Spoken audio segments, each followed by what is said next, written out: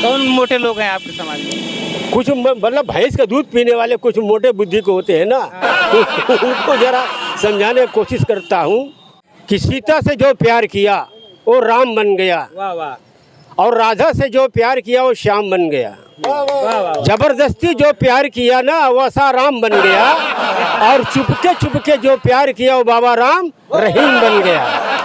जो प्यार ही नहीं किया तो योगी बन गया, तो प्यार करके रास्ते में जो छोड़ दिया वो नरेंद्र मोदी बन गया।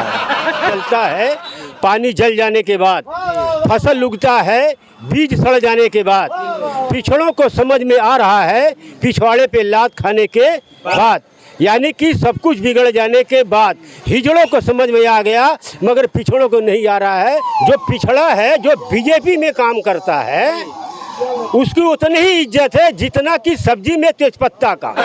तेजपत्ता तो तेल के साथ तो जलता जरूर है मगर खाने के टाइम में उसको निकाल कर फेंक दिया जाता है। जो सरगर्मियां हैं काफ़ी तेजी से चल रही हैं। समाजवादी पार्टी भी अपने पूरी ताकत के साथ मैदान में उतरी है, क्योंकि यहाँ से दारा सिंह चौहान थे, वो इस्तीफा दे करके बीजेपी ज्वाइन करके फिर से चुनाव मैदान में आए हैं, और समाजवादी पार्टी से सुधाकर सिंह जो है अपना जो है मैदान में चुनावी मैदान में ताल ठोक चुके हैं। तो कहीं ना कहीं दोनों के बीच लड़ाई है, और कहा जाए 2024 में जो इंडिया बनाम एनडीए की बात की जा रही है कि इंडिया जो है इस बार एनडीए को पटक देगा, तो उसकी भी कहीं कहीं यहाँ से लोग समीकरण निकालने पर तुले हैं। एक चाचा जी हैं जो काफ़ी तेजी के साथ वायरल हो रहे हैं, समाजवादी पार्टी का झंडा इतना बड़ा लगा दिए हैं। अगर हम तस्वीरें देखते हैं इससे समझ सकते हैं कि चाचा जी पक्के समाजवादी हैं। अखिलेश यादव जी का चेहरा लगा हुआ है। चाचा जी क्या नाम आपका है? हमारा नाम आनंद कीर्ति बौद्ध है। क्या कहना चाहेंगे घोसी के चुनाव को लेकर के? घोसी चुनाव इस समय फील्ड में आए हुए कल से मैं घूम रहा हूँ। अच्छा। ये माहौल ऐसा मैं देख रहा हूँ कि मतलब सुधाकर सिंह जीत रहे हैं। ऐसा क्यों आपको लग रहा है सुधाकर सिंह जीत रहे हैं? क्योंकि यहाँ से विधायक रह चुके थे समाजवादी पार्टी से दारा सिंह चौहान, अब वो बीजेपी से चुनाव लड़ रहे हैं। हाँ, थोड़ा सा इधर उधर वो पार्टी चेंज करते हैं ना, इसलिए लोग महरूम है, इसलिए लोग लाइक नहीं कर रहे हैं। अच्छा, क्या लगता है आपको ऐसे नेताओं का सबक सिखाने का समय आ गया है जो लगातार पार्टी चेंज करते हैं? ऑटोमेटिक इसी इलेक्शन से मालूम पड़ जाएगा लोगों को। अच्छा, मालूम पड़ जाएगा। 2024 का ये है ना पीरियड है ना, ये तो इसलिए मालूम पड़ेगा। घोसी में समाजवादी पार्टी कितनी ताकत के साथ उतरी है मैदान में?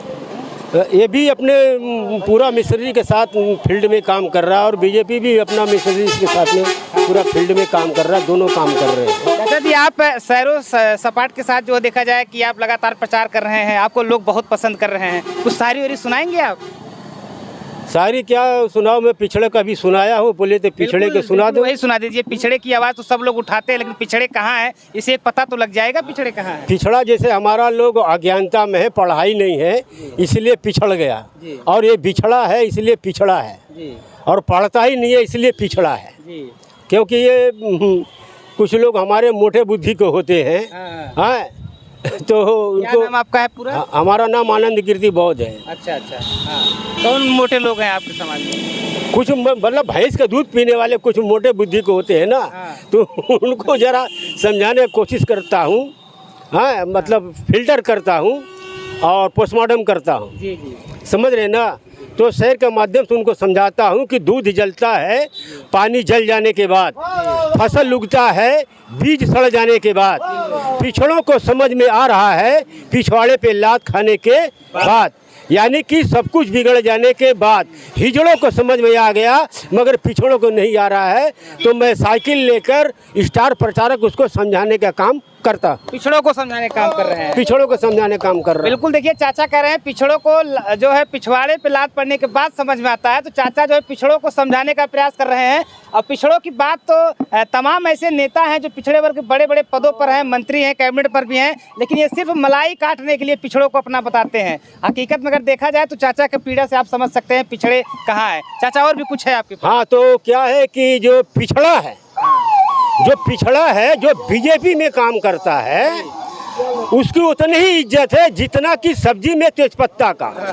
तेजपत्ता तो तेल के साथ तो जलता जरूर है मगर खाने के टाइम में उसको निकाल कर फेंक दिया जाता है। तो बिल्कुल सही बात कर रहे हैं। बीजेपी भी पिछड़े की बात करती है। पिछड़े वोटरों को साधने के लिए कुछ ऐसे जो उसके कहा जाए कि जो उनके चंगुल में नेता है उनको बड़े बड़े पदों पर बैठा दिया, पिछड़े को पकड़ कर रखिए। क्या कहना चाहेंगे? और बीजेपी और सपा में क्या लग रहा है आपको, क्या कौन जीत जाएगा इस बार? इस बार तो यही जीत रहा है, मतलब समाजवादी पार्टी जीतेगी सर। अच्छा, लास्ट में कौन सी शायरी आप कहेंगे जिस समाजवादी पार्टी को, जिससे कि फायदा हो? समाजवादी पार्टी का नहीं, मैं एक शेर सुना दे रहा हूँ। वो जो है अभी जो बड़े बड़े हमारा जो लोग योद्धा लोग हैं उनके बारे में समझा रहा हूँ कि सीता से जो प्यार किया वो राम बन गया, वाह वाह, और राधा से जो प्यार किया वो श्याम बन गया। वाह वाह, जबरदस्ती जो प्यार किया ना वो राम बन गया, और चुपके जो प्यार किया वो बाबा राम रहीम बन गया। जो प्यार ही नहीं किया तो योगी बन गया, तो प्यार करके रास्ते में जो छोड़ दिया वो नरेंद्र मोदी बन गया। देखिए चाचा जो अपने शायरी के साथ जो है लगातार समाजवादी पार्टी का प्रचार कर रहे हैं, और सब घोसी में जो उपचुनाव था, दारा सिंह चौहान जो है कि समाजवादी पार्टी से इस्तीफा देकर के बीजेपी ज्वाइन करके बीजेपी से मैदान में आए हैं। कहीं न कहीं इसकी भी चर्चाएं जो है घोसी विधानसभा में लोगों के जुबान पर है कि ऐसा क्यों किए हैं, क्योंकि इस तरह से देखा जाए चुनाव खर्च भी बहुत ज़्यादा होता है, लेकिन ऐसे नेताओं का सबक सिखाने का समय आ गया। क्या चाचा, आ गया समय? सबक सिखा रही है, पब्लिक सबक सिखा रही है, सबक सिखा रही है। तो देखिए घोसी का चुनाव है, घोसी का जो चुनाव है ये उपचुनाव है, इसकी सरगर्मियां काफ़ी तेज हैं। अब इससे जो है 2024 का भी समीकरण कहीं ना कहीं निकल के सामने आएगा।